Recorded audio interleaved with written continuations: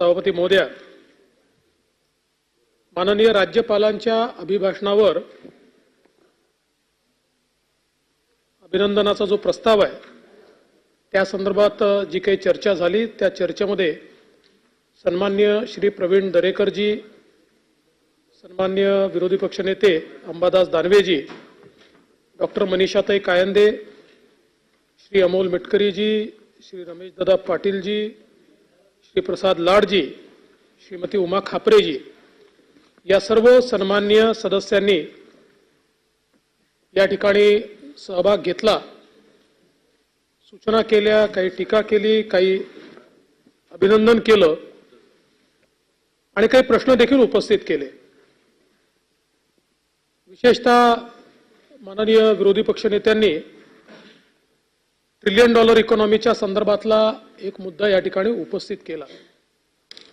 पहिल्यांदा तर मला एक गोष्ट सांगितली पाहिजे की या वर्षीचा आपला जीएसडीपी आपण जर बघितला तर डॉलरची जी काही स्थिर किंमत आहे त्या किमतीनुसार आपण देशातलं पहिलं राज्य झालो आहे की ज्यांनी $500 ट्रिलियनचा मार्क हा त्या ठिकाणी पार केला आहे आणि ट्रिलियन डॉलर इकॉनॉमीकडे आपली वाटचाल ही आता वेगाने त्या ठिकाणी सुरू झालेली आहे।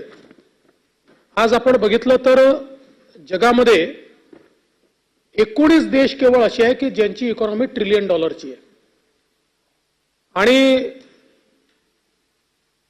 याच्यामध्ये आज भारताचा जर आपण विचार केला तर भारत हा जगामध्ये 5व्या क्रमांकाची मोठी अर्थव्यवस्था आहे।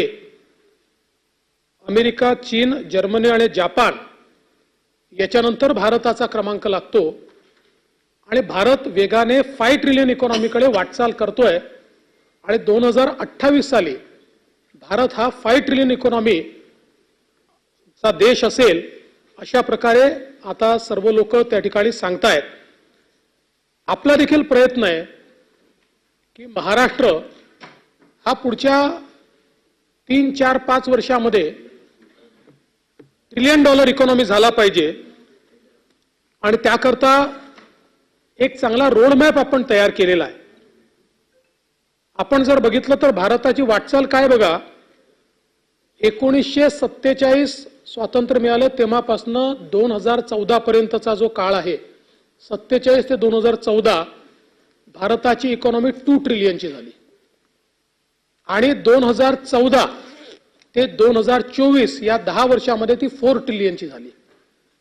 म्हणजे 47 ते 14 हा जेवढा अर्थव्यवस्थेचा विस्तार होता तेवढाच विस्तार भारताच्या अर्थव्यवस्थेचा हा गेल्या 10 वर्षामध्ये या ठिकाणी झालाय। आणि म्हणून मला असं वाटतं की आज आपण पाहू शकतो महाराष्ट्राचा जर आपण विचार केला तर महाराष्ट्राची अर्थव्यवस्था कितीची होती, जीएसडीपी काय होता?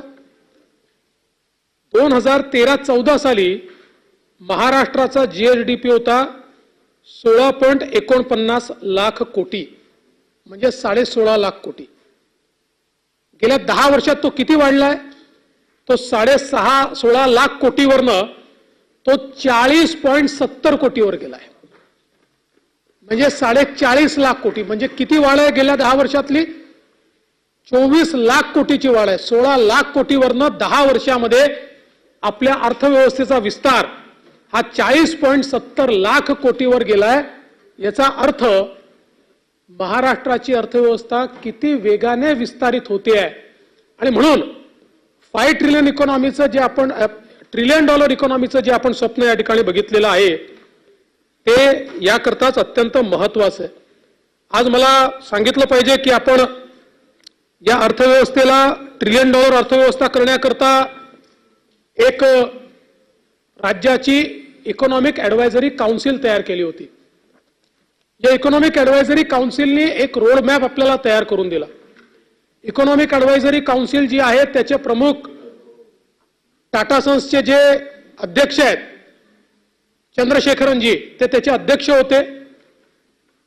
वेगवेगळ्या क्षेत्रातले कृषी असेल, उद्योग असेल, आयटी असेल, 20 टॉप सीईओज किंवा वेगवेगळ्या क्षेत्रात काम करणारे एनजीओज यांचे प्रमुख त्याच्यामध्ये होते आणि त्यांनी आपल्याला ट्रिलियन डॉलर इकॉनॉमीकडे जाण्याकरता गुंतवणूक कशी केली पाहिजे या संदर्भातली सगळी माहिती या ठिकाणी दिली आणि त्यानुसार आपण ती गुंतवणूक वाढवणं देखील सुरू केलं. आज आपण सिंचन क्षेत्राचा विचार केला तर नाबार्डच्या माध्यमातून 15,000 कोटी रुपयाची अतिरिक्त गुंतवणूक आपण करतोय, ज्यातनं 5,000 कोटी रुपये कालव्यांच्या आधुनिकीकरणाकरता देतो. त्यातनं 4.28 लाख हेक्टर सिंचन क्षमता आपण पूर्ण करणार आहोत, 75 अपूर्ण सिंचन प्रकल्प पूर्ण करणार आहोत.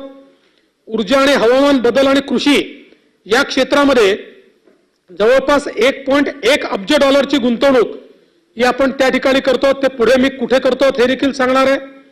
त्याचप्रमाणे वेगवेगळ्या प्रकारे ग्रीन हायड्रोजन ज्याचा उल्लेख विरोधी पक्षनेत्यांनी केला त्याही संदर्भात मी पुढे सांगणार आहे. कृषीच्या क्षेत्रामध्ये स्मार्ट प्रकल्पाअंतर्गत 767 शेतकरी उत्पादक कंपन्यांना 1,551 कोटी रुपयाचे एकत्रित अर्थसहाय्य आपण मंजूर केले आहे आणि त्यातनं मोठ्या प्रमाणात आज कृषी क्षेत्रातली जी काही मूल्यवाढ आहे आणि मूल्य साखळी निर्मिती आहे ती मोठ्या प्रमाणात होते.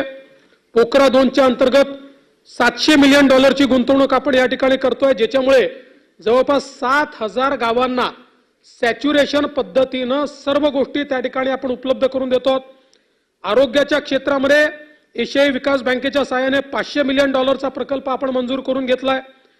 संस्थात्मक मजबूतीकरण या संदर्भात आपण अनेक कारवाया त्या ठिकाणी करतोय. एकूण जर आपण बघितलं तर या सगळ्या ज्या उपाययोजना आहेत या उपाययोजनांचा परिणाम काय आहे तर केवळ आपण 22-23 आणि 23-24 या एका वर्षातलं आपल्या जीएसडीपीची वाढ बघितली तर 22-23 साली आपला जीएसडीपी हा 36.5 लाख कोटी होता, तो आता 40.5 लाख कोटी झालाय. म्हणजे जवळपास 4 लाख कोटींनी आपली अर्थव्यवस्था केवळ एका वर्षामध्ये या ठिकाणी विस्तारित करण्याचं काम हे निश्चितपणे झालेलं आहे.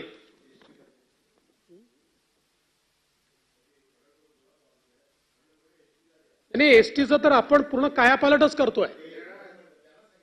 एसटी ही फायद्यात आणण्याकरता आता एसटीला पूर्ण आपण वैकल्पिक इंधनावर आणतोय, एलएनजीवर आणतोय, करार झालेला आहे. कंप्लीट एसटी ही पुढच्या 2-3 वर्षात एलएनजीवर असेल.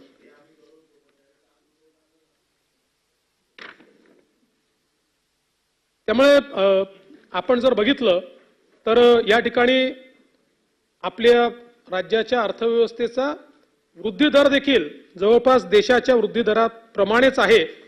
अर्थात गेलं जे वर्ष होतं याच्यामध्ये देशात आणि राज्यातही कृषीचं एक मोठं संकट होतं, त्यामुळे कृषी क्षेत्राचा जो काही वृद्धी दर आहे तो आपला साधारण 1.9% राहिला, केंद्राचा तर तो देशाचा तर तो 1% देखील कमी राहिला आणि त्यामुळे आपलं जी काही एकूण वृद्धी आहे ती 7.6% झाली. अदरवाईज ती 10% यावेळेस आपण करू शकलो असतो.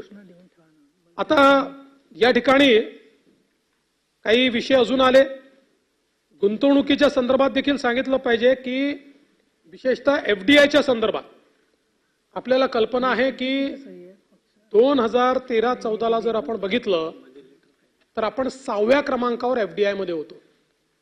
15-16 पासनं तर 19 पर्यंत म्हणजे जेवढे वर्ष मी मुख्यमंत्री होतो त्या प्रत्येक वर्षी किती झाली मी दाखवतो आपल्याला. या प्रत्येक वर्षी एफडीआय मध्ये महाराष्ट्र पहिल्या क्रमांकावर होता आणि एकूण 3,62,161 कोटी रुपयाची गुंतवणूक. आणि यातले 2 वर्ष असे होते की एका वर्षी देशात झालेल्या गुंतवणुकीपैकी 47% महाराष्ट्रात आली आणि एका वर्षी 42% महाराष्ट्रात आली. मध्यंतरी महाविकास आघाडीचं सरकार होतं. महाविकास आघाडीच्या सरकारमध्ये 20-21ला आपल्याला पार करून गुजरात नंबर 1 झाला आणि 21-22ला आपल्याला पार करून कर्नाटक नंबर 1 झाला. गुजरातलाही त्यांनी पार केलं. त्यामुळे हे जरी झालं असलं तरी जसं राज्यामध्ये पुन्हा आपलं नवीन सरकार आलं ते आल्यानंतर 22-23 मध्ये पुन्हा महाराष्ट्र पहिल्या क्रमांकावर आला. 1,18,422 कोटी रुपयाची गुंतवणूक आपल्याकडे आली आणि गुंतवणूक का महत्वाची आहे? कर्नाटक, आपल्या नंतरचे जे 3 राज्य आहेत, कर्नाटक, दिल्ली आणि गुजरात, या तिन्ही राज्यांची जी एकत्रित गुंतवणूक आहे त्यापेक्षा जास्त गुंतवणूक एकट्या महाराष्ट्रामध्ये आली. आणि 23-24 मध्ये पुन्हा 1,25,101 कोटी, म्हणजे साधारण आपण गुजरातचं नेहमी सांगत असता म्हणून सांगतो, ही गुजरातपेक्षा दुप्पट आहे. आणि गुजरात प्लस कर्नाटक या दोन्ही राज्यांना एकत्रित केलं तरी त्यापेक्षा अधिक गुंतवणूक ही आपल्या महाराष्ट्रामध्ये या ठिकाणी आलेली आहे. त्यामुळे आजही गुंतवणुकीचं मॅग्नेट हे महाराष्ट्रच आहे. आणि बाकी जी मॅन्युफॅक्चरिंग मधली गुंतवणूक आहे त्याचा जर आपण विचार केला तर जानेवारी 20 ते जून 22 या काळामध्ये साधारणपणे आपल्याकडे आलेली गुंतवणूक आहे 44,932 कोटीची. आणि जुलै, म्हणजे सरकार आल्यानंतर जुलै 22 ते आज तगायात आपली गुंतवणूक आहे मॅन्युफॅक्चरिंग सेक्टरची 1,71,000 कोटी, म्हणजे जवळपास 3 पट नाही 4 पट, जवळपास 4 पट गुंतवणूक जवळपास ही महाविकास आघाडीच्या काळापेक्षा या 2 वर्षांमध्ये पावणे 4 पट म्हणावी लागेल, 4 पट नाही पूर्ण, एवढी गुंतवणूक या ठिकाणी वाढलेली आपल्याला पाहायला मिळते आहे. आणि म्हणून एकूणच गुंतवणुकीच्या क्षेत्रामध्ये महाराष्ट्राला अग्रेसर आणण्याचं काम हे आपण या ठिकाणी केलं आहे. आपल्याला कल्पना आहे की अलीकडच्या काळामध्ये रोज एक फेक नरेटिव्ह तयार होतो, कुठली माहिती घेतली जात नाही, त्या संदर्भात बोललं जातं. आणि मग सुरतला डायमंड बुर्स सुरू झाल्याबरोबर आता मुंबईचे उद्योग तिकडे गेले, आता मुंबईचं सगळं संपलं, मुंबईचा उद्योग आता तिकडे चाललाय, अशा प्रकारचा नरेटिव्ह तयार करण्याचा प्रयत्न केला. खरं म्हणजे ते झाल्यानंतर मुंबईमध्येच गुंतवणूक वाढली आणि देशातल्या 2 सगळ्यात मोठ्या ब्रँडनी मुंबईला आपलं हेड ऑफिस तयार करून या ठिकाणूनच सगळा व्यवहार करण्याचं ठरवलं. पण त्यासोबत आपण हे लक्षात घेतलं पाहिजे की मुंबई आणि सुरतच्या डायमंड बुर्समध्ये एक कार्यपद्धतीतला मेजर फरक आहे. सुरत हे मॅन्युफॅक्चरिंगचं, तर मुंबई हे मॅन्युफॅक्चरिंग आणि एक्सपोर्टचं हब आहे. या मुंबईच्या हबमधनं एकही उद्योग सुरतला गेलेला नाही. एखाद्याने आपला एक्स्ट्रा तिथे सुरू केला असेल, पण आता असे डायमंड बुर्स वेगवेगळ्या ठिकाणी त्या ठिकाणी उद्घाटित होतील. कुठलेही राज्य करू शकेल.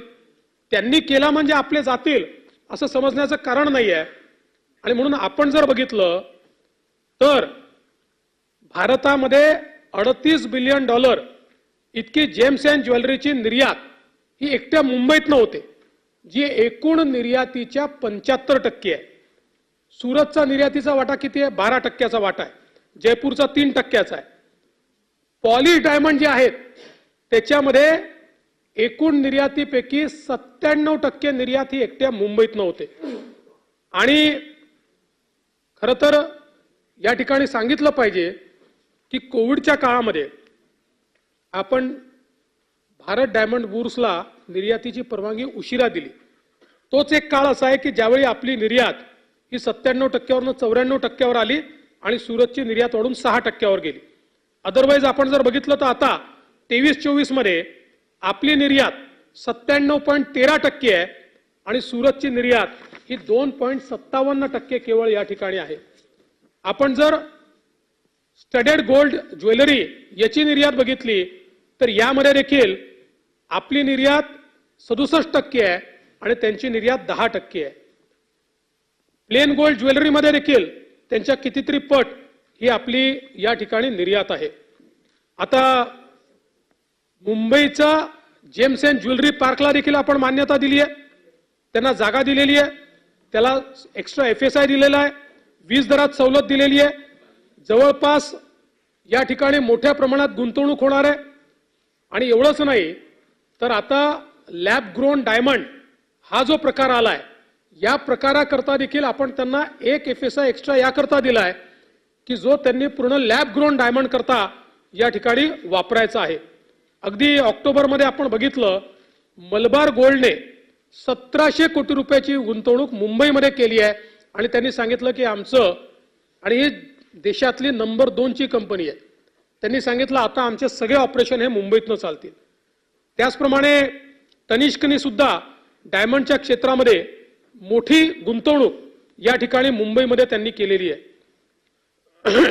माननीय प्रधानमंत्री मोदीजींनी 2030 पर्यंत हिरे उद्योग जो आहे हा $75 बिलियन व्हावा अशा प्रकारची अपेक्षित लक्ष्य ठेवलेलं आहे. आणि याच्यामध्ये सगळ्यात मोठा रोल जर कोणी त्या ठिकाणी निभवणारा असेल तर ते आपलं मुंबई आहे, हे देखील सांगताना मला अतिशय आनंद या ठिकाणी होतोय. आता हे होत असताना बऱ्याच गोष्टी या ठिकाणी सांगण्यात आल्या. एक गेल इंडियाचा प्रकल्प गेला म्हणून सांगण्यात आलं. गेल इंडियाने आपल्याला कुठल्याही सवलती मागितल्या नव्हत्या, मागितल्या असत्या आपण दिल्या असत्या. त्यांनी 7-8 राज्यांमध्ये जाऊन पाहणी केली आणि ती पाहणी केल्यानंतर त्यांनी अजूनही घोषणा कुठली केली नाहीये, पण मध्य प्रदेश सरकारशी त्यांची बोलणी निश्चितपणे चालली आहे. पण त्याच वेळी त्याच गेलने आपल्याकडे दुसरीकडे इन्व्हेस्टमेंट करण्याकरता आपल्याला प्रपोजल दिलेला आहे. त्यामुळे आपल्याकडचं कुठलं प्रपोजल बाहेर गेलं असं सांगणं काही योग्य होणार नाही. आणि गुंतवणुकीच्या संदर्भात आपल्याला माहिती आहे की माननीय मुख्यमंत्री डावोसला गेले होते. डावोसच्या जागतिक परिषदेमध्ये जानेवारी 2023 साली 1.37 लाख कोटीचे एमओयू आपण केले. यातल्या 80% एमओयूवर कारवाई झालेली आहे, गुंतवणूक प्रगतीपथावर आहे. जानेवारी 24 मध्ये 2,98,791 कोटी रुपयाचे 23 करार आपण केले. याच्यावरही वेगवेगळ्या टप्प्यांमध्ये कारवाई चाललेली आहे. त्यामुळे डावोसला मुख्यमंत्री महोदय गेल्यानंतर गुंतवणूक तर आलीच, पण ही कागदावरची गुंतवणूक नाहीये, प्रत्यक्ष ही गुंतवणूक होते हे देखील आपल्या लक्षात मला आणून दिलं पाहिजे. खरं म्हणजे आज जर आपण बघितलं तर या ठिकाणी वेगवेगळ्या ज्या गोष्टी सांगण्यात आल्या, एक नोकर भरतीच्या संदर्भात देखील विषय मांडण्यात आला. खरं म्हणजे मला या सभागृहाच्या लक्षात आणून द्यायचं आहे की या सरकारने नोकर भरती पारदर्शीपणे करून नोकर भरतीचा रेकॉर्ड तयार केला. रेकॉर्ड आपण 75,000 पदं भरायची घोषणा केली होती. नवीन सरकार आल्यानंतर 75,000 पदं भरायची आपण घोषणा केली होती. 57,452 लोकांना नियुक्ती आदेश दिलेले आहे. 19,853 लोक यांची सगळी परीक्षा झाली, सगळं झालं, जवळपास कागदपत्राची पडताळणी पुरी झाली. पुढच्या 1 महिन्यात नियुक्ती आदेश त्यांच्या हातामध्ये जाणार आहे. या दोनची जर आपण टोटल केली तर ही 77,305 लोकांना नोकरी देण्यात आलेली आहे. हा रेकॉर्ड आहे. कुठल्याही सरकारचा काळ आपण शोधून काढा. आणि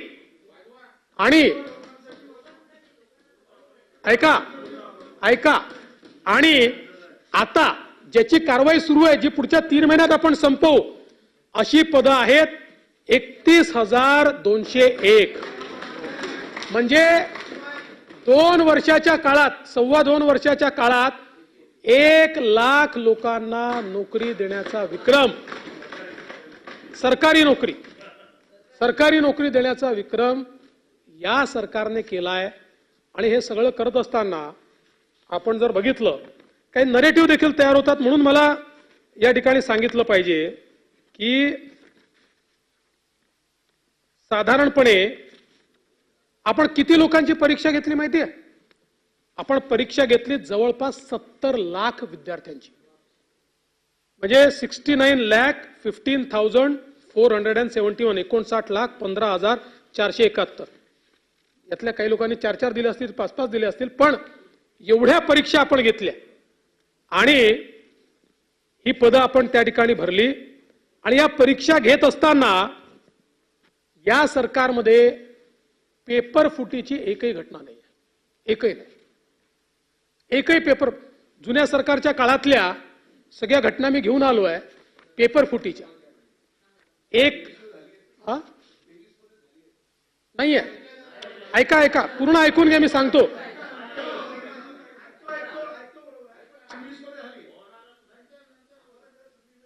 हा ठीक आहे, ते ऐकत जा जरा, ऐकत जा. अरे ऐका ना, जलसंधारण ऐकून घ्या, ऐकून घ्या. एक जलसंधारणाच्या भरतीमध्ये एक विद्यार्थी सापडला, ज्या विद्यार्थ्याच्या ऍडमिट कार्डवर त्या ठिकाणी काही नंबर टाकले होते आणि त्यामुळे ती परीक्षा आपण रद्द केली, पेपर फुटला असं समजून. पण ज्यावेळी त्याचं डिटेल्ड अनालिसिस केलं त्यावेळी जर पेपर फुटला असता तर त्याचे 100 पैकी 100 बरोबर असायला पाहिजे होते. त्याचे 48 बरोबर निघाले आणि 52 चुकीचे निघाले. तरी देखील ती परीक्षा आपण रद्द केली, त्याच्यावर आपण FIR केला. याच्या व्यतिरिक्त पेपर फुटीचा एकही FIR नाही. FIR कशाचे झाले आहेत? FIR झाले नाही तसं मी म्हणत नाही. तुम्ही पेपरच्या बातम्यांवर जाऊ नका वंजारी साहेब. मी अधिकृत सांगतो, आणि नसेल तर माझ्यावर हक्कभंग आणा, अडचण नाही आहे. मी हक्कभंग आणा. मी आपल्याला सांगतो, या व्यतिरिक्त 47 घटना घडल्या आहेत. पण त्या कशा घडल्या आहेत? बोगस उमेदवार बसवला, कॉपी करताना पकडलं, इलेक्ट्रॉनिक साधनाचा वापर केला. म्हणजे याच्यामध्ये सरकारी यंत्रणा फेल नाही झाली. काही लोकांनी हा प्रयत्न, 47 FIR केल्यात आम्ही. मागच्या काळात तर जवळपास असे 67 FIR 68 FIR आहेत तुमच्या 2 वर्षाच्या काळात. पण याही काळात 47 FIR आहेत. पण हे पेपर फुटीचे नाही आहेत. FIR कसे आहेत? एखाद्या विद्यार्थ्यांनी चिटिंगचा प्रयत्न केलाय, 2 विद्यार्थी इलेक्ट्रॉनिक गॅजेट घेऊन आले आहेत, त्या इलेक्ट्रॉनिक गॅजेटमधनं त्यांनी काय करण्याचा प्रयत्न केलाय. 2 गोष्टीतला फरक समजून घ्या. पेपर फुटले तर it is a systemic failure of the government किंवा मशिनरी, असं नाही झालेलं. असं फक्त एक जलसंधारणाच्या याच्यात शंका आली म्हणून रद्द केलं. पण आताही त्याचा अंतिम रिपोर्ट आलाय. आपल्याला पाहिजे असेल तर या सभागृहात ठेवतो, त्या अंतिम रिपोर्टमध्ये आलेला आहे. पूर्ण परीक्षा दिल्यानंतर पेपर फुटला असता तर त्याचे 100 पैकी 48च कसे बरोबर आहे? म्हणजे 50% देखील बरोबर नाही आहेत त्याचे. आणि म्हणून मला असं वाटतं, या सरकारने पारदर्शी प्रामाणिकतेतून 70 लाख तरुणांच्या परीक्षा घेतल्या आणि त्यातनं 1,08,000 तरुणांना या ठिकाणी नोकऱ्या आपण देतो. नरेटिव्ह काय तयार करण्यात येतोय? रोज पेपर फुटतात. नाही, हे चुकीचं आहे. आणि ह्या कारवाया ज्या केलेल्या आहेत, ज्या इंडिव्हिज्युअल्सनी, आता आपण, तुम्हाला तर विद्यापीठाचा अनुभव आहे, दरवर्षी विद्यापीठामध्ये गैरप्रकार करताना आपण लोक पकडतोच. याचा अर्थ विद्यापीठाची चूक नसते ती. ते लोक गैरप्रकार करायचा प्रयत्न करतात. कोणाला चिटिंग करताना पकडतो, कोणाला अजून काही करताना पकडतो, आपण पकडत असतो. तशाच प्रकारे या ज्या काही, आणि ती जी पण जलसंधारणाची पण जी आहे त्याच्यामध्ये आपण निर्णय घेतला त्यानंतर की संख्या मोठी असल्यामुळे TCSने काय केलं होतं की स्वतःच्या सेंटर सहित काही सेंटर्स घेतले होते. त्यातल्या एका सेंटरवर हे लक्षात आलं आणि म्हणून हाही निर्णय घेण्यात आला की फक्त TCSच्या अधिकृत सेंटरवरच ही परीक्षा होईल, बाहेर ती कोणालाही देण्यात येणार नाही. त्यामुळे ते करेक्टिव्ह आपण घेतलेलं आहे. पण हे सगळं जरी खरं असलं तरीही आपल्याला कल्पना आहे, इतके विद्यार्थी त्या ठिकाणी अभ्यास करतात, प्रयत्न करतात, आणि एखाद्या परीक्षेत काही गैरप्रकार झाला असं लक्षात आलं तर त्यांच्या मनामध्ये एक शंका पण निर्माण होते आणि एक अशा प्रकारची भावना निर्माण होते की असं तर नाही ना की आम्ही इतकी मेहनत करतो आणि कोणीतरी तंत्राचा वापर करून, कोणीतरी व्यवस्थेचा वापर करून त्या ठिकाणी पास होऊन आमची नोकरी घेतो आहे का.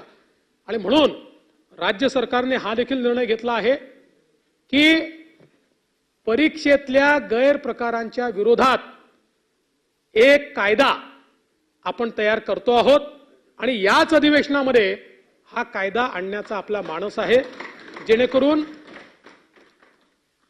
या ठिकाणी आपल्याला पारदर्शी पद्धतीनं या परीक्षा घेता येतील. आपण यासोबत आपण नमो महारोजगार मेळावा, म्हणजे प्रायव्हेट सेक्टर जे आहे, या प्रायव्हेट सेक्टरच्या अपॉर्च्युनिटीज देखील आपल्या तरुणांना मिळाव्यात याकरता आपण नमो महारोजगार मेळावा या ठिकाणी घेतला।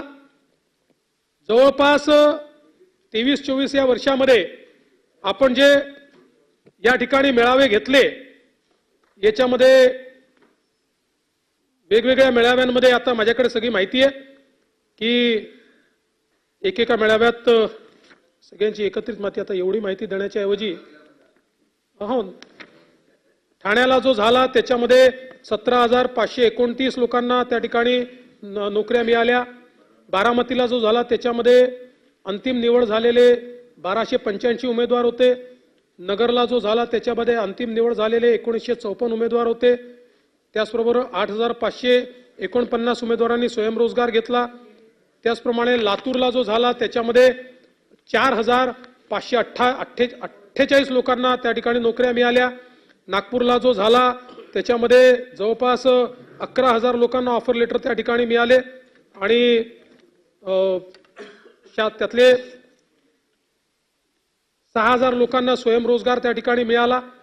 त्यामुळे या नमो महारोजगार मेळाव्याच्या माध्यमातून देखील मोठ्या प्रमाणात आपण जी काही भरती आहे ती करू शकलो। पोलीस भरतीच्या संदर्भात देखील या ठिकाणी मला सांगितलं पाहिजे की खूप मोठ्या प्रमाणात हे सरकार आल्यापासून आपण कारवाई केली आणि आता ही 17 लाख पदं भरण्याची कारवाई आपली सुरू आहे। याच्यामध्ये जवळपास 25 युनिट जी आहेत त्याची कारवाई पूर्ण झालेली आहे।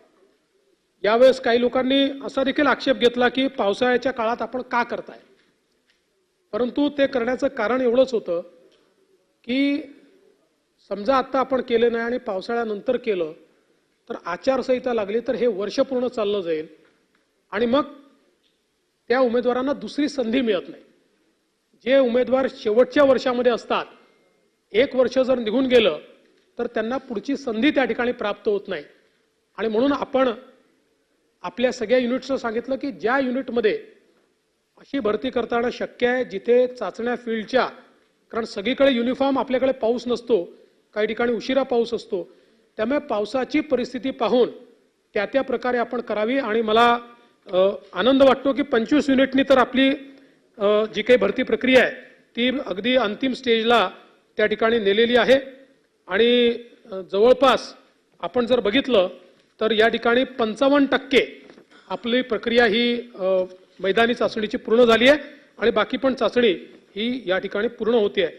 एकूण जर बघितलं तर या कार्यकाळामध्ये आपली जी पोलीस भरती आहे ही आता 40,000च्या वर जाणार आहे, मोर दॅन 40,000। हा देखील एक रेकॉर्ड आहे की 2 वर्षाच्या काळामध्ये 34,000 आणि प्लस 9,000 अशी ही पोलीस भरती या ठिकाणी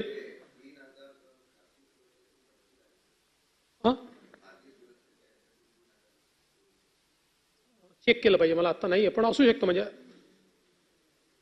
त्यानंतर आपण प्रमोद महाजन ग्रामीण कौशल्य विकास केंद्र सुरू केले। या प्रमोद महाजन ग्रामीण कौशल्य विकास केंद्रामध्ये जवळपास 511 केंद्र आपले सुरू झाले आणि 511चा MOU झाला, त्यातले 509 आपले सुरू झाले आणि यामध्ये जवळपास 638 प्रशिक्षण तुकड्या या आता प्रशिक्षण घेत आहेत। 935 तुकड्यांचं प्रशिक्षण पूर्ण झालेलं आहे। 130 प्रशिक्षण तुकड्या 78 प्रशिक्षण केंद्रावर असेसमेंटसाठी पात्र आहेत। 19 तुकड्या 11 प्रशिक्षण केंद्रावर त्यांचे असेसमेंट पूर्ण झालेलं आहे।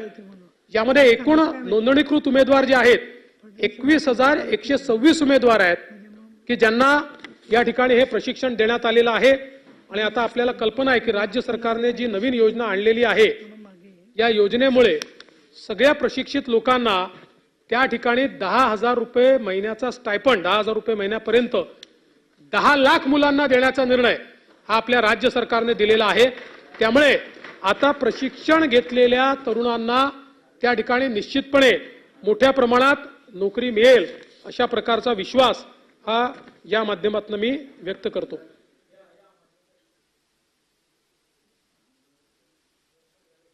खरं म्हणजे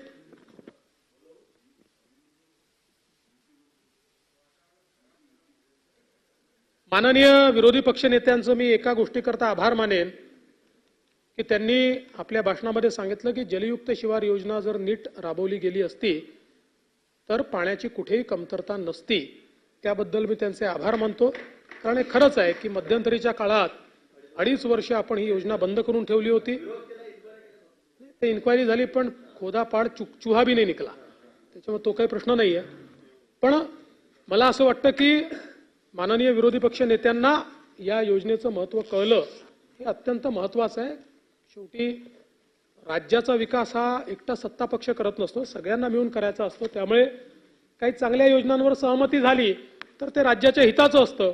त्यामुळे पुढे निश्चितपणे त्याला कुठली ते या ठिकाणी करणार नाहीत. त्यांनी मुख्यमंत्री सौर कृषी वाहिनी योजनेची देखील या ठिकाणी प्रशंसा केली, त्याबद्दलही त्यांचे आभार मानतो. पण त्यांनी सांगितलं की हे जे काही सौर कृषी पंप आहेत ते काही मिळत नाही आहेत आणि खूप मोठं आपल्याकडे रांग लागलेली आहे. तर मला आपल्याला या संदर्भातलं सगळं स्टॅटिस्टिक्स या ठिकाणी सांगितलं पाहिजे की आपण जर बघितलं तर मागचं जे वर्ष होतं यात अजून एक रेकॉर्ड आपण तयार केला. एका वर्षामध्ये 1,24,130 पेड पेंडिंग आपण संपवून टाकले. आजपर्यंतचा हा रेकॉर्ड आहे. आणि आता पेड पेंडिंग किती आहेत आपल्याकडे? फक्त 30,821 पेड पेंडिंग आपल्याकडे आहेत. आणि यामध्ये आता जर आपण बघितलं तर आपल्याकडे एकूण पंपांची, सौर पंपांची उपलब्धता किती आहे? 9,05,000 सौर पंपांची उपलब्धता आता आपल्याकडे आहे 30,000च्या अगेन्स्ट. आणि म्हणूनच या बजेटमध्ये मागेल त्याला सौर पंप अशा प्रकारची आपण घोषणा केलेली आहे. सौर पंपाची मागणी केली आणि त्याची डिमांड भरली की तात्काळ तो सौर पंप जे काही त्याला लावण्याकरता वेळ लागेल तेवढाच वेळ देण्याचा निर्णय आपण या ठिकाणी घेतलेला आहे. आणि माननीय विरोधी पक्षनेते असं म्हणाले की तुम्ही वर्षभरात 2-2.5 हजार केवळ पंप लावले, हेही सत्य नाहीये. आता दररोज 400 ते 500 पंप दररोज आपण लावतोय, एव्हरी डे. त्याच्यामुळे मोठ्या प्रमाणात हे पंप लावण्याची जी काही व्यवस्था आहे ही व्यवस्था या ठिकाणी चाललेली आहे. एक स्मार्ट मीटरचा विषय सातत्याने या ठिकाणी येतो आहे. हा एक नवीन नरेटिव्हचा विषय आहे. खरं म्हणजे काही क्रोनॉलॉजी देखील मी सांगितली पाहिजे. केंद्रीय ऊर्जा मंत्रालयाने जुलै 2020 मध्ये सुधारित वितरण क्षेत्र योजना RDSS निर्गमित केली, ज्यामध्ये केंद्र सरकार आणि राज्य सरकारने मिळून या RDSSच्या योजनेप्रमाणे आपला वितरणाचा नवीन आराखडा तयार करायचा. नवीन ट्रान्सफॉर्मर्स असतील, त्याच्यामध्ये नवीन उपकेंद्र असतील, असा जवळपास 29,000 कोटी रुपयाचा आराखडा आपला महाराष्ट्राचा आहे. आणि याचाच भाग होता एक स्मार्ट मीटर. या स्मार्ट मीटरच्या संदर्भात केंद्र सरकारने 17/8/2021 रोजी गॅझेट नोटिफिकेशन काढलं आणि त्यानुसार ही RDSSची योजना तयार झाली. आता पुन्हा तुमच्या काळात काय झालं, आमच्या काळात काय झालं हे सांगणं योग्य नाही आहे. पण स्मार्ट मीटर सहित RDSSची योजना तुमच्याच काळात तयार झाली होती. ही 17/8/21 ला याचा निर्णय झाला होता. पण ठीक आहे, ठीक आहे, तुम्ही वाईट केलं असं माझं मत नाही आहे. याच्यामध्ये खरं म्हणजे आपण जर बघितलं तर 2 आरोप होतात. एक आरोप की तुम्ही एका कंपनी करता हे काढलेला आहे.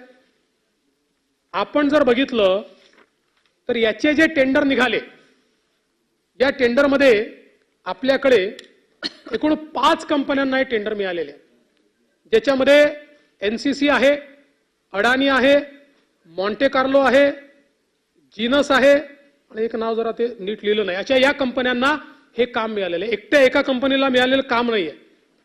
दुसरं, हे काम या ठिकाणी बिडिंग पद्धतीने मिळालेलं आहे. आणि मला सांगितलं पाहिजे सगळ्याच राज्यांनी हे केलं आहे, कारण केंद्र सरकार सगळ्या राज्यांना पैसे देत आहे. आता स्मार्ट मीटरचे जे रेट्स आहेत, आंध्र प्रदेशमध्ये 13,624, झारखंडमध्ये 13,491, उत्तराखंडमध्ये 12,568, बिहारमध्ये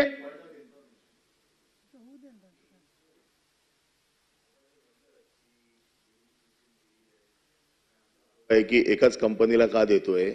एकाच कंपनीला आरोप याच्यासाठी आहे की त्याच्यात अट घातली आहे की ज्या कंपनीला सौर आणखीन दुसरी हायड्रो जे देऊ शकतात अशाच कंपन्यांना एलिजिबल केलं जाईल आणि अशा कंपन्यांमध्ये फक्त अडाणी एकटीच एलिजिबल होते म्हणून हा आरोप आहे.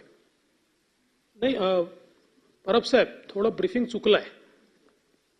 याच्यामध्ये असं कुठलीच अट नव्हती आणि म्हणूनच याच्यामध्ये एकूण सात कंपन्या या पात्र झाल्या आणि त्याच्यापैकी 5 लोकांना आपण कार्यादेश दिले. म्हणजे एका कंपनीला दिलेलं नाहीये, कार्यादेश दिले. ते सगळे पात्रांनी त्यांनी टेंडर केलं. टेंडरमध्ये ज्यांनी जसे जसे रेट भरले त्यानुसार ते केलंय. आणि हे करत असताना दुसरं याच्यामध्ये मी पुन्हा सांगतो, आंध्र प्रदेशचा रेट 13,624, झारखंडचा 13,491, उत्तराखंडचा 12,568, बिहारचा 12,776 आणि महाराष्ट्राचा रेट आहे 11,990. म्हणजे जर आपण तुलना केली तर 2,000 प्रत्येक मीटर हे आंध्र प्रदेशच्या तुलनेत आपल्याकडे कमी रेटने. आणि आपल्या मीटरचं जर आपण स्पेक्स बघितले तर यांच्या मीटरच्या स्पेक्स, कारण याच्यापेक्षा कमी रेटचे मिळतात, 10,000चे मिळतो, 9,000. आपले जर आपण स्पेक्स बघितले तर आंध्रच्या किंवा झारखंडच्या मीटरपेक्षा चांगल्या स्पेक्सचे मीटर हे आपल्याला या ठिकाणी प्राप्त झालेले आहेत. त्यामुळे कुठेतरी अडाणींकरता टेंडर काढलं, अडाणींना दिलं, हे चुकीचं आहे. याच्यामध्ये या इतर कंपन्या देखील आल्यात, त्यांनाही कार्यादेश मिळालेले आहेत.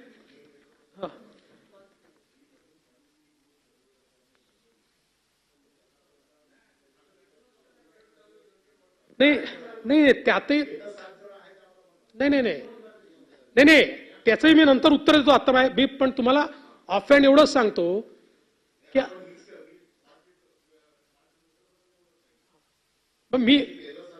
मी स्मार्ट मीटर बद्दल सांगतोय. पण एक सांगतो, तुम्ही जे सांगितलं ना तेही ब्रीफिंग थोडं चुकलेलं आहे. ही बंडलिंगची सिस्टीम आहे.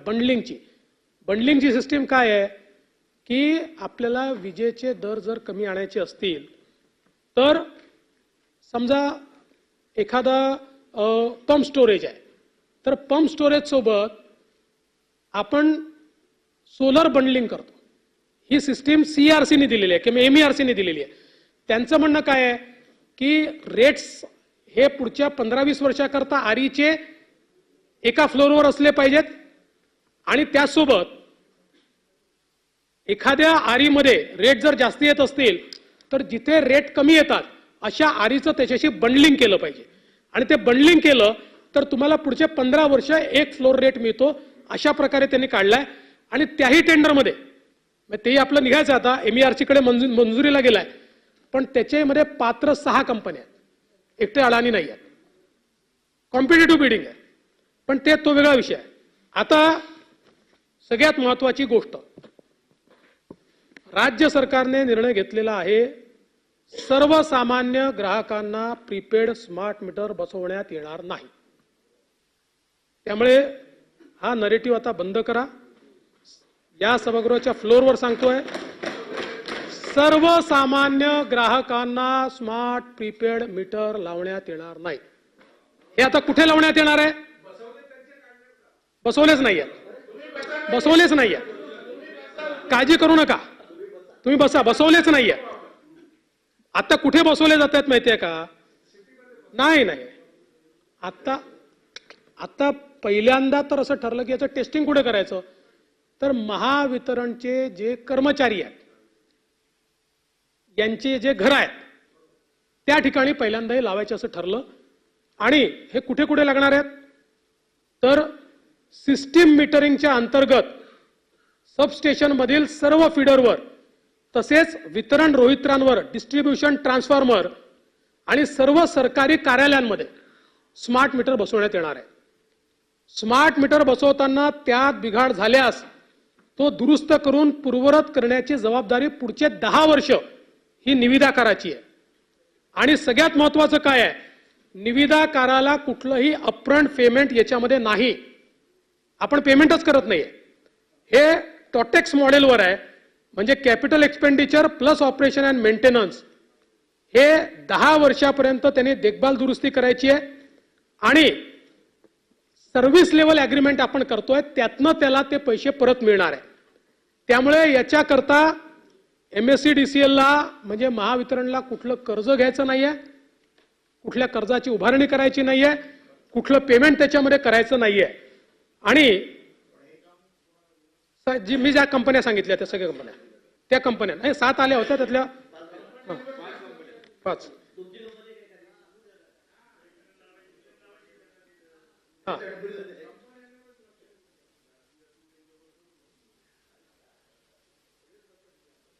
आणि याच्यामध्ये केंद्र सरकार आपल्याला प्रत्येक मीटरच्या पाठी काही अनुदान त्या ठिकाणी देतं आहे. त्यामुळे स्मार्ट मीटर बसवल्यामुळे जी वाणिज्यिक हानी कमी होणार आहे त्यातनंच याचे पैसे द्यायचे आहेत. ते ग्राहकांकडनंही वसूल करायचे नाही आहेत आणि ते सरकारला देखील द्यायचे नाही आहेत. आणि म्हणून मला असं वाटतं की हे जे काही या ठिकाणी स्मार्ट मीटरच्या नावावर जो नरेटिव्ह तयार करण्याचा प्रयत्न आहे तो कसा फेक नरेटिव्ह आहे हे देखील या ठिकाणी आपण सगळ्यांनी लक्षात घेतलं पाहिजे. आणि आता त्याचे फायदे काय काय आहेत वगैरे ते आता मी सांगत बसत नाही, आपल्याला सगळ्यांना ते कल्पनाच आहे.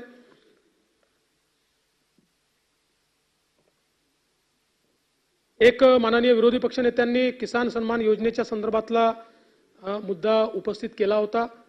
खरं म्हणजे आता केंद्र सरकारने त्यांचा हप्ता दिला की आपला हप्ता आपण देतो. केंद्र सरकारने नवीन पंतप्रधान मोदींनी शपथ घेतल्यानंतर नवीन मंत्रिमंडळामध्ये किंवा नवीन निर्णयामध्ये पहिला निर्णय हा केला आणि शेतकऱ्यांना किसान सन्मान योजनेचा हप्ता त्यांनी दिलाय. ते ज्यांना हप्ता देतात त्यांनाच आपण हप्ता देतो. त्यामुळे आता त्याची माहिती पुन्हा आपण घेतलेली आहे आणि त्यानुसार आपलाही जो हप्ता आहे तो आपण लवकरात लवकर या ठिकाणी शेतकऱ्यांच्या कडे जमा करणार आहोत. एक अजून या ठिकाणी सांगण्यात आलं की हमी भाव केंद्र सरकार वाढवत नाही, हमी भाव तेच आहेत.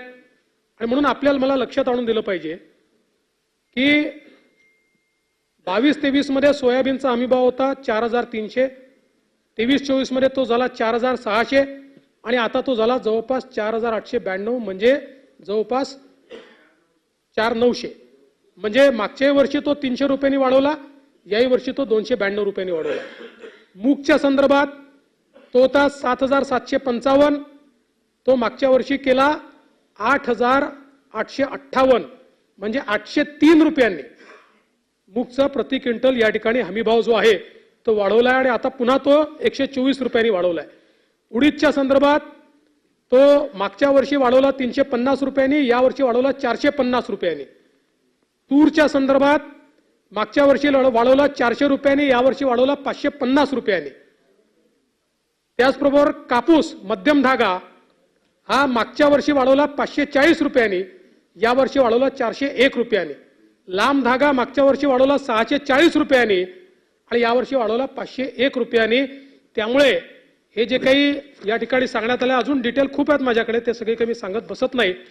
पण याचाच अर्थ असा आहे की हे जे काही सांगितलं जात आहे की हमी भाव 2013 पासून वाढलेला नाही, मी तर 2च वर्षाचे दिले आहे. माझ्याकडे पूर्ण आकडेवारी आहे, दरवर्षी वाढले किती आणि 13 मध्ये आणि आता मध्ये किती फरक पडलाय याची देखील आकडेवारी माझ्याकडे आहे. आणि यासोबत 4 ते 14 या काळातही वाढ किती होती त्याची आकडेवारी माझ्याकडे आहे. पण आता ती सांगून मी फार कंपॅरेटिव्ह या ठिकाणी बोलत नाही. यासोबत आज आपल्याला कल्पना आहे की विशेषतः राज्य सरकारने सिंचनाच्या संदर्भात मोठ्या प्रमाणात काम सुरू केलंय. महाविकास आघाडीच्या सरकारमध्ये जी सुधारित प्रशासकीय मान्यता होती त्याच्यावर मोठ्या प्रमाणात आपण रोक लावून दिली होती. त्याचं कारण काय होतं माहित नाही. मी ज्यावेळेस तत्कालीन सिंचन मंत्री माननीय जयंतराव पाटील यांना विचारलं तर ते नेहमीच्या पद्धतीने हसले आणि मला म्हणाले आता मी काय करू, माझा तर प्रयत्न होता पण नाही झालं. पण जे काय असेल, मला सांगताना आनंद वाटतो की आतापर्यंत आपण 121 सिंचन प्रकल्पांना या ठिकाणी फेर प्रशासकीय मान्यता दिली आहे. आणि यासोबत सगळ्यात महत्वाकांक्षी कार्यक्रम राज्य सरकारने हातात जर कुठला घेतला असेल तर तो या ठिकाणी नदी जोड प्रकल्प जे आपण करतो आहोत की ज्यातनं मोठ्या प्रमाणात तुटीच्या खोऱ्यामध्ये पाणी हे पोचणार आहे. यातला एक महत्त्वाचा प्रकल्प आहे वैनगंगा नळगंगा नदीजोड प्रकल्प. आपल्याला कल्पना आहे की गोसेखुर्दच्या खालून 100 TMC पाणी वाहून जातं. जे पाणी वरचा मध्य प्रदेश वापरू शकत नाही, जे पाणी खालचा तेलंगणा आंध्र प्रदेश वापरू शकत नाही, हे समुद्रात जातं. आणि म्हणून याच्यावर आपण योजना तयार केली आणि यातलं 62 TMC पाणी जे आहे हे आता वापरायच्या संदर्भात हे वैनगंगा नदीतनं नळगंगा नदीपर्यंत न्यायचं. अशा प्रकारचं आपण हा कार्यक्रम हातामध्ये घेतलेला आहे. याच्यामध्ये जवळपास विदर्भातलं 3,71,000 हेक्टर एवढी जमीन ओलिताखाली येणार आहे आणि जवळपास सगळ्या दुष्काळी पट्ट्यातली आहे. यामध्ये नागपूर, वर्धा, अमरावती, यवतमाळ, अकोला आणि बुलढाणा या सगळ्या जिल्ह्यांचा समावेश आहे. आणि आता याच्या पुढच्या लिंकवर आम्ही काम करतोय, त्यात वाशिम जिल्हा देखील त्यामध्ये समाविष्ट होणार आहे. या प्रकल्पाच्या अंतर्गत 31 नवीन धरणं आणि 6 अस्तित्वातील धरणांची उंची वाढ तसेच जवळपास 426 किलोमीटरचा या ठिकाणी आपण कालवा तयार करणार आहोत, जोड कालवा. म्हणजे एक प्रकारे या नदीपासून त्या नदीपर्यंत 426 किलोमीटरची नवीन नदी तयार होणार आहे. आणि यातनं आपण जर बघितलं तर प्रकल्पाची अंदाजित किंमत 88,575 कोटी आहे आणि गुणोत्तर 1.55 आहे आणि आर्थिक परतावा देखील 9.26% आहे. म्हणजे चांगला आर्थिक परतावा याच्यामध्ये आहे. याला सगळ्या प्रकारच्या मान्यता आपण घेतलेल्या आहेत. आता फाईल राज्यपालांकडे गेलेली आहे. त्यांची सही झाल्यानंतर याचं टेंडर आपण त्या ठिकाणी काढू. आमचा प्रयत्न आहे की या संदर्भातलं जे काही कार्य आहे हे, कारण याचा पहिल्यांदा आपल्याला एक अन्वेषणाचा अहवाल तयार करावा लागतो, त्याचं काम तर आता लगेच आपण सुरू करणार आहोत या टेंडर नंतर. आणि मोठ्या प्रमाणात विदर्भाचं चित्र हे या ठिकाणी बदलणारा अशा प्रकारचा नदीजोड प्रकल्प आहे. दुसरा आपल्याला कल्पना आहे दमणगंगा एकदरे गोदावरी 1.16 TMC क्षमतेचं जे एकदरे धरण आहे तिथे हा बांधण्याचं प्रस्तावित आहे. यातनं 3.55 TMC पाणी आपल्याला प्राप्त होणार आहे. दमणगंगा वैतरणा गोदावरी ही वैतरणा उपखोऱ्यातले 4 धरणं बांधून 5.68 TMC पाणी आपल्याला गोदावरी खोऱ्यामध्ये त्या ठिकाणी मिळणार आहे. उल्हास खोऱ्यातनं गोदावरी खोऱ्यामध्ये वैतरणा खोऱ्यातलं 34 TMC पाणी हे गोदावरी खोऱ्याकडे वळवण्याचा आपण प्रस्तावित केलाय. याचा आता मंजुऱ्या सगळ्या आपण घेतलेल्या आहेत आणि आता आपण याचं टेंडर काढतो आहे की ज्याच्यामध्ये याचा DPR आणि त्याचं जे अंतिम आराखडा आहे तो तयार करण्याच्या संदर्भातलं टेंडर आपण काढतोय. त्यानंतर वैतरणा खोरे आणि गोदावरी खोरे याच्यामध्ये उल्हास खोऱ्यातलं 19.90 TMC पाणी परत गोदावरी खोऱ्यामध्ये आणण्याच्या संदर्भात प्राथमिक अन्वेषण अहवाल तयार झालेला आहे. सविस्तर सर्वेक्षण आणि अन्वेषण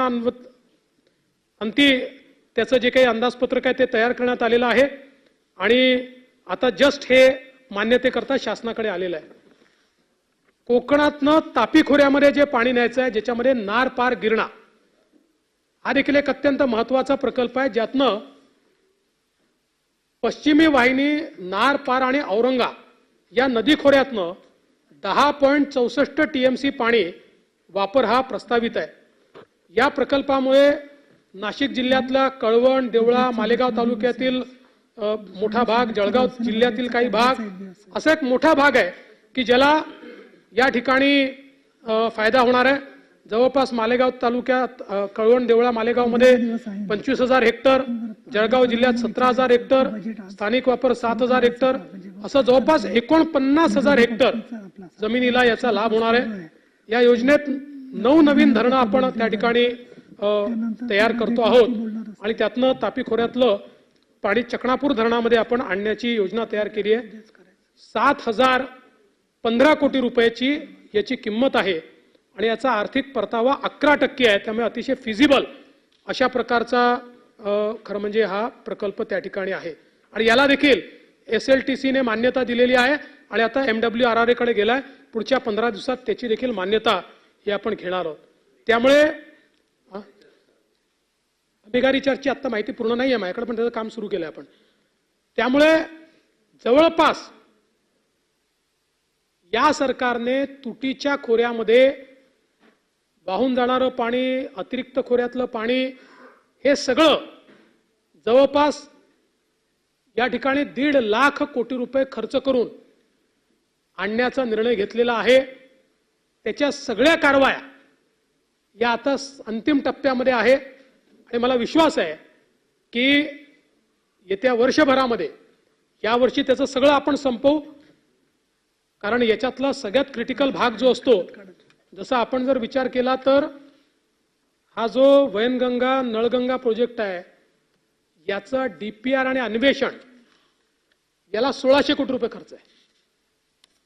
हे सगळं काम आता आपण पूर्ण करतो आहोत आणि कुठल्याही परिस्थितीमध्ये येत्या वर्षात याचं काम सुरू झालं पाहिजे. पहिल्यांदा आमची मानसिकता होती या वर्षात करता आलं पाहिजे, पण मध्ये एक आचारसंहिता आणि दुसरी आचारसंहिता, त्यामुळे हे काम होऊ शकणार नाही. पण त्या स्टेजला आपण आणू की सगळी कामं अंतिम टेंडरपर्यंत आणू आणि काहीची टेंडर आपण यावर्षी काढू. अशा प्रकारचं एक काम आपण निश्चितपणे हातामध्ये घेतलंय. खरं म्हणजे हे सरकार आल्यानंतर आपल्याला कल्पना आहे की प्रोजेक्ट्सला आपण खूप मोठ्या प्रमाणात चालना दिली आहे. अटल सेतूचं काम आपण पूर्ण केलं.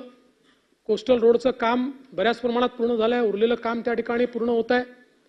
हे सगळं होत असताना पुन्हा काही नरेटिव्ह देखील तयार केले जातात. एक दिवस बातमी आली अटल सेतूला भेगा, अटल सेतूला भेगा. त्या अटल सेतूला कुठेही भेगा नव्हत्या.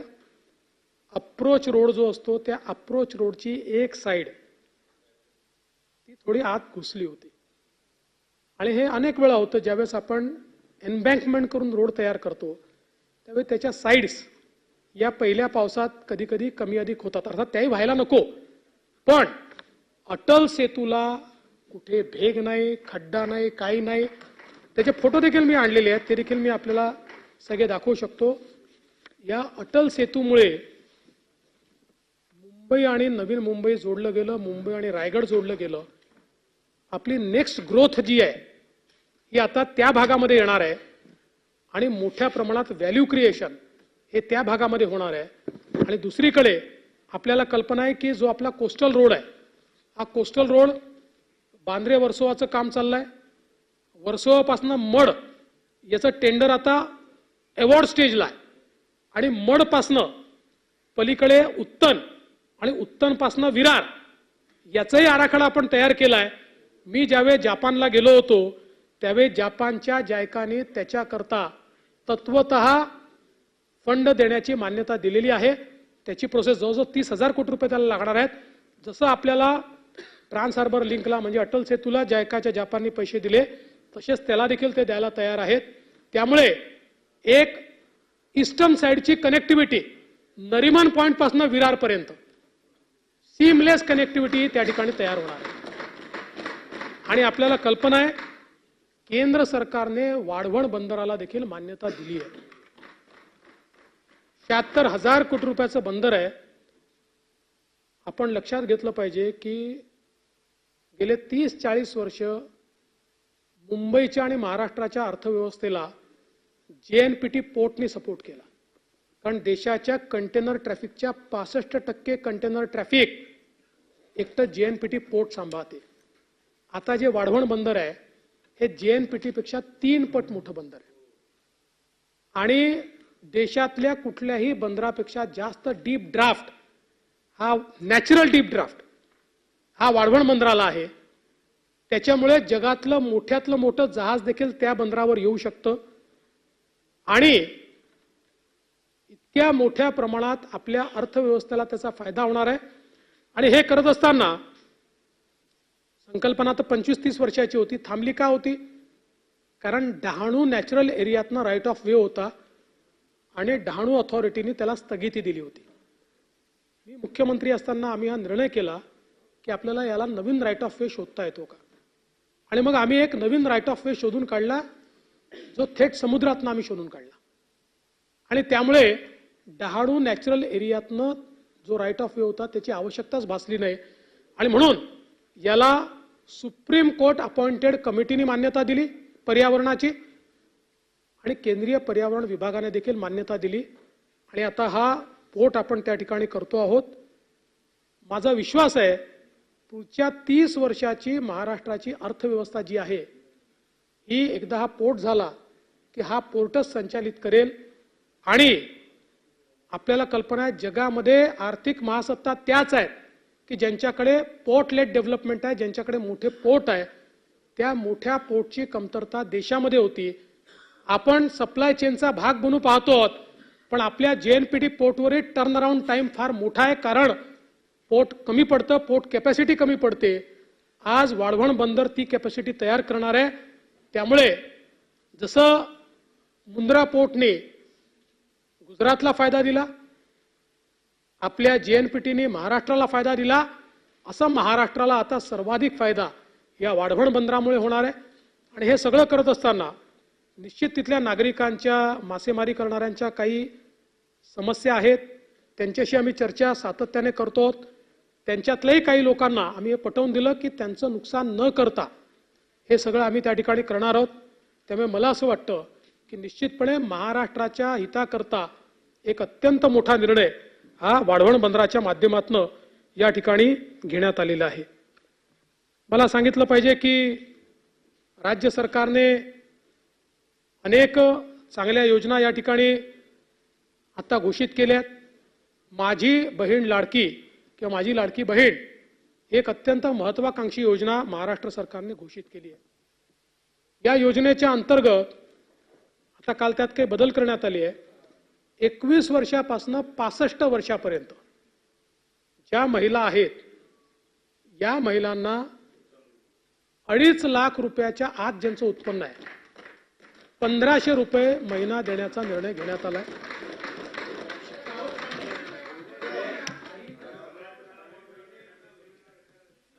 यामध्ये 5 एकराची जी अट टाकली होती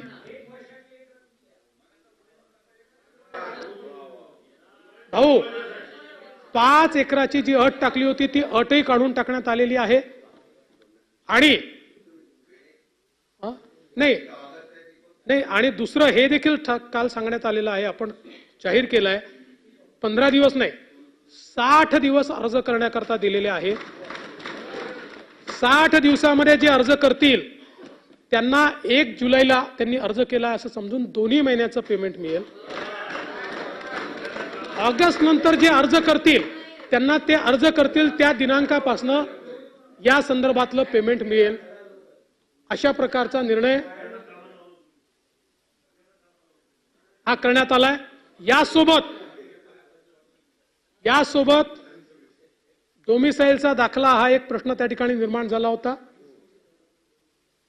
योजना राज्यातल्यांना करताच आहे त्यामुळे काहीतरी आपल्याकडे पाहिजे आणि म्हणून त्याला पर्याय देण्यात आले आहेत की नवऱ्याचा जन्म जर राज्यातला असेल त्याचं जन्माचं सर्टिफिकेट चालेल, रेशन कार्ड 15 वर्षाचं असेल ते रेशन कार्ड चालेल, मतदार यादीतलं नाव असेल ते मतदार यादीतलं नाव चालेल, असे अनेक पर्याय दिलेले आहेत.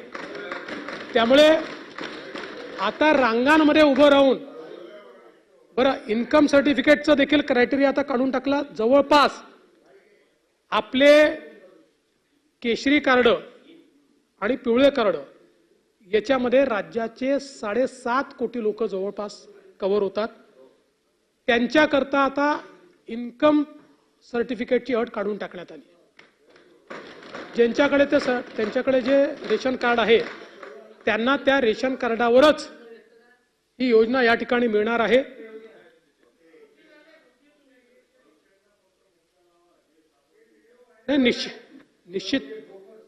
निश्चितपणे मी या माध्यमातनं आमच्या सर्व भगिनींना विनंती करतो कोणीही एजंटच्या नादी लागू नका. कोणी जर एजंट येत असेल तर तक्रार करा. अमरावतीमध्ये एका सरकारी कर्मचाऱ्यांनी गडबड करण्याचा प्रयत्न केला. काल त्याला नोकरीतनं काढून टाकलं, सस्पेंड केलं आणि त्याला बडतर्फ देखील करण्याचा विचार राज्य सरकार करत आहे. यासोबत सेतू केंद्र वगैरे यांनी किंवा आपल्या अंगणवाडी सेविका असतील, या सगळ्यांनी या योजनेमध्ये मदत करावी म्हणून प्रति व्यक्ती किंवा प्रति फॉर्म 50 रुपये राज्य सरकार त्यांना देणार आहे आणि याच्या वरचे पैसे जो सेतू केंद्रवाला घेईल आणि तशा प्रकारचा पुरावा मिळेल त्यांचं सेतू केंद्र रद्द करण्यात येईल, हाही निर्णय घेण्यात आला. काढले सगळे ऑर्डर काढलेले आहेत. त्यामुळे पारदर्शी पद्धतीने हे करण्याचा आपला प्रयत्न आहे.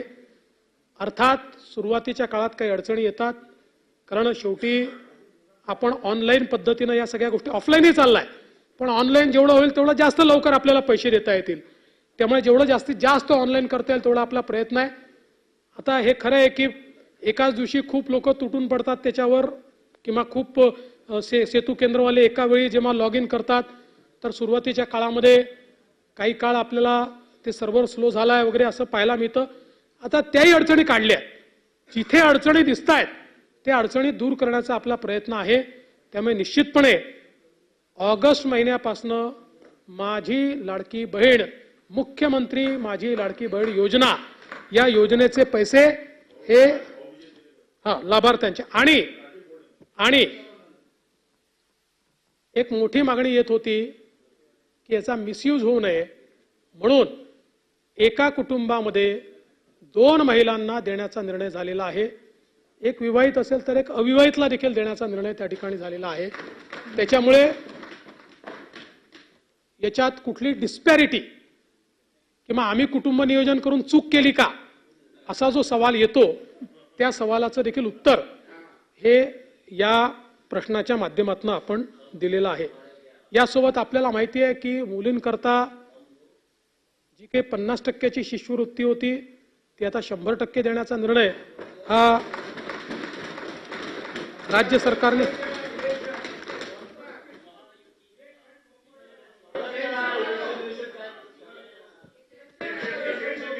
भाऊ नाही एक मिनिट भाऊ शांतता ठेवा. खटाखट काय होतं?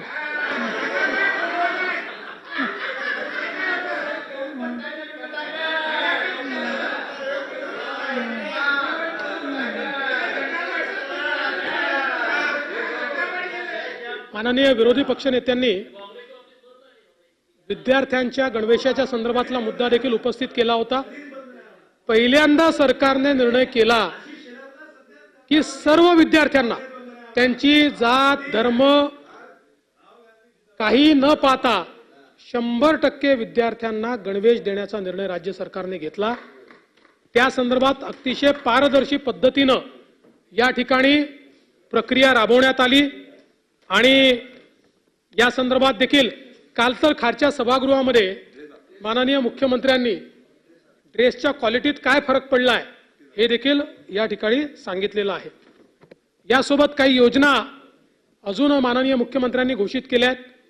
त्यामध्ये मुख्यमंत्री तीर्थ योजना आहे, ज्यात राज्यातल्या ज्येष्ठ नागरिकांना तीर्थदर्शन करण्याची योजना ही तयार करण्यात आली आहे. मुख्यमंत्री वयोश्री योजना आहे की ज्याच्यामध्ये केंद्र सरकारच्या वयोश्री योजनेमध्ये जे गॅजेट्स नाही आहेत पण 60 वर्षाच्या वरच्या लोकांना लागतात असे सगळे गॅजेट्स हे राज्याच्या योजनेतून देण्याकरता या ठिकाणी मुख्यमंत्री वयोश्री योजना त्या ठिकाणी सुरू केलेली आहे. आणि यासोबत वेगवेगळ्या योजना ज्या आहेत त्या देखील आपल्या सर्वांना त्याची कल्पना आहे. आणि म्हणून मी या निमित्ताने एवढंच सांगू इच्छितो की राज्य सरकार गेले 2-2.25 वर्ष पूर्ण या ठिकाणी प्रयत्न करून महाराष्ट्राला उद्योगात पहिल्या क्रमांकावर ठेवत आहे, गुंतवणुकीत पहिल्या क्रमांकावर ठेवत आहे, अर्थव्यवस्थेचा मोठा विस्तार करत आहे, अर्थव्यवस्थेमध्ये त्या ठिकाणी अधिक गुंतवणूक होईल असा प्रयत्न करत आहे. सामाजिक क्षेत्रामध्ये जे विविक्षित घटक आहेत, म्हणजे महत्त्वाचा विषय सांगायचा राहिला, आपल्या शेतकऱ्यांकरता आपल्या सरकारने निर्णय घेतला. आता राज्यामध्ये एकूण 47 लाख कृषी पंप आहेत. या 47 लाख कृषी पंपांपैकी 44 लाख कृषी पंप हे 7.5 हॉर्स पॉवरच्या आतले आहेत.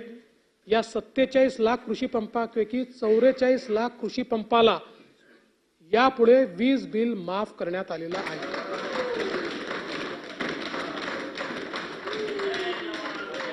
असे शशिकांतजी 3 लाख पंपांनी काही हो 3 लाख पंपांनी काही फार फरक पडतो असं राज्य सरकारचं मत नाही. प्रिन्सिपली हे का केलंय, आपल्याला पाणी उपसा जो आहे त्याच्यावरही निर्बंध आणायचे आहेत. आणि आपण जर 10 हॉर्स पॉवर केलं, भीती अशी आहे सगळे 7 हॉर्स पॉवर वाले आता मोफत वीज आहे म्हणून जर 10 हॉर्स पॉवरला गेले, सगळे नाही जाणार पण काही लोक जाऊ शकतात. कारण शेवटी माणूस आपल्या बजेटचा विचार करतो, मग थोडक्यात करून घ्यावं म्हणून मग 7 हॉर्स पॉवर लावून टाका. तर त्या ठिकाणी जर अधिक उपसा सुरू झाला तर मोठ्या प्रमाणात अडचण होईल. तथापि 10 हॉर्स पॉवर वाले जे लोक आहेत त्यांना काही वेगळा इन्सेंटिव्ह देता येईल का याचा जरूर आम्ही विचार करू, कारण तेही आपलेच नागरिक आहे.